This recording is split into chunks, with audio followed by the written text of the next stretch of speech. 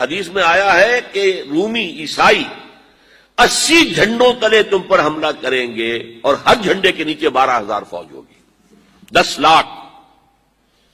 اور مجھے حال ہی میں معلوم ہوا ہے کہ آج کل جو ایک ڈویژن ہوتا ہے وہ 12,000 کا ہوتا ہے، تو 80 ڈویژنز آرمی آئے گی۔ لیکن معلوم ایسا ہوتا ہے کہ روس، چائنا، جاپان اور میرے خیال میں انڈیا بھی یہ نیوٹرل رہیں گے، نمٹ لو آپس میں۔ تو ابراہیمی قوموں کا جھگڑا ہے نا کہ فلسطین کس کا ہے، مسلمان کہتے ہیں ہمارا ہے، یہودی کہتے ہیں ہمارا، عیسائی کہتے ہیں ہمارا، تو نمٹ لو، سیٹل یور سکورز۔ لیکن کوئی ویپنز آف ماس ڈسٹرکشن استعمال نہ ہو، اگر وہ ہوئے تو پھر ہم میدان میں آ جائیں گے۔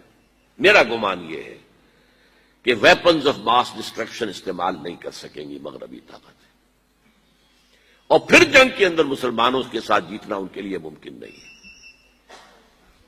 جن کو موت عزیز ہے، منحصر مرنے پہ ہو جس کی امید، نا امیدی اس کی دیکھا چاہیے، اور وہ مرنے کو تیار نہیں ہے۔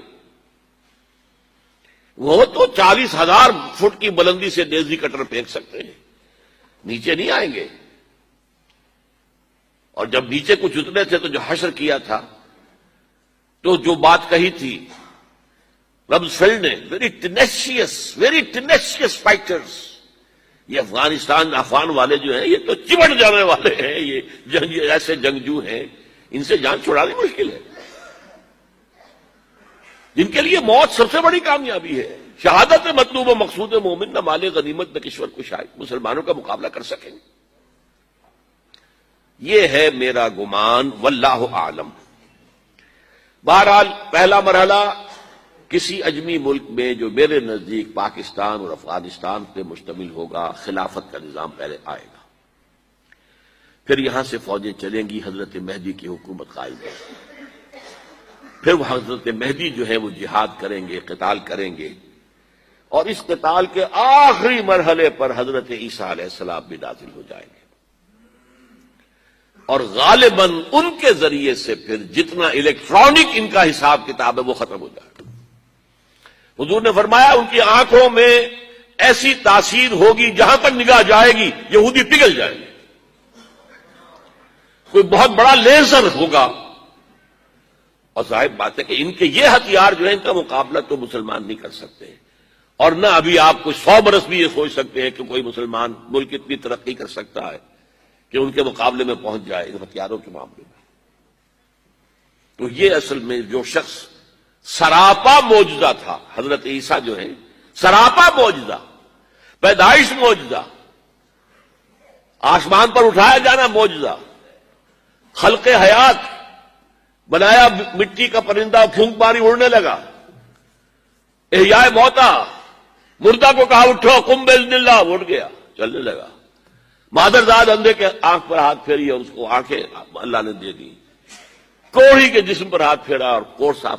اس سے بڑے معجزے تو کسی کو دیے ہی نہیں گئے، سراپا معجزہ۔ وہی آ کر آخری جو بھی ہوگا معاملہ، اس کے اندر حضرت عیسیٰ کی معجزاتی شخصیت جو ہے در حقیقت وہ فیصلہ کن ہوگی۔ حضرت عیسیٰ کے آنے کے بعد 2 نتیجے نکلیں گے۔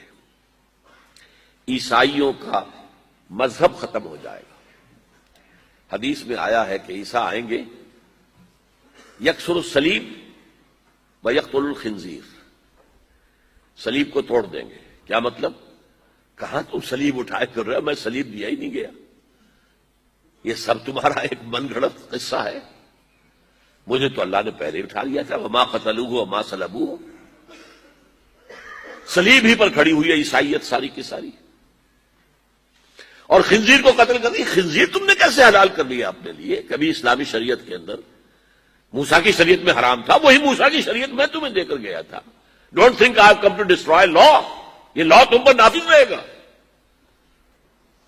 گویا کہ عیسائی مذہب ختم ہو کر اسلام میں منتخب ہو جائے گا، یہودی ایک ایک ختم کر دیا جائے گا۔ یہودی کیوں اس انجام کے مستحق ہیں؟